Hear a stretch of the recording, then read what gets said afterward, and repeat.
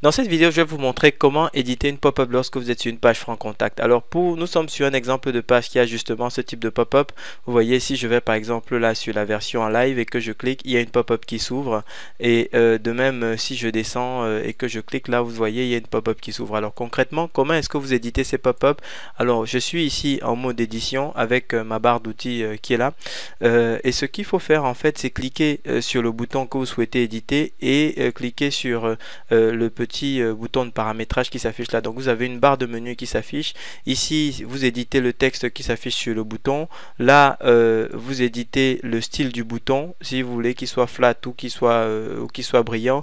Ici, la couleur lorsque le bouton est en couleur normale. Là, la couleur lorsque vous passez la souris sur le bouton en question.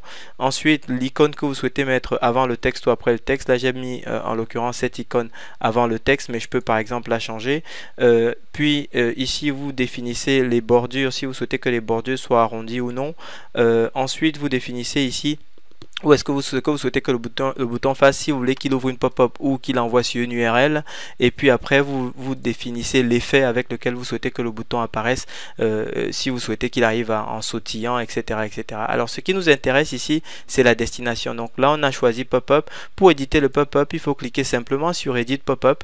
Et là, vous avez le pop-up qui s'affiche et vous pouvez éditer le pop-up exactement comme vous éditez une page. C'est-à-dire que ici, vous définissez vous allez définir à nouveau par exemple tout un tas de paramètres. Ici si vous cliquez là, vous avez tous les éléments liés à la marge, à la largeur, etc., etc. Vous voyez là par exemple si je souhaite qu'il y ait de la marge ou pas par rapport à la pop-up, c'est-à-dire la marge entre le texte et la largeur. Et ensuite je peux bouger tous les éléments exactement comme quand j'édite une page normale, vraiment purement et simplement. Alors sur toutes les pop-up dans lesquelles vous demandez à la personne de remplir un formulaire, maintenant je recommande fortement, parce que j'ai testé, ça convertit mieux, et bien de rajouter cette image, ce type d'image qui montre qu'un processus est enclenché et que il n'a plus qu'à compléter ces informations pour le terminer.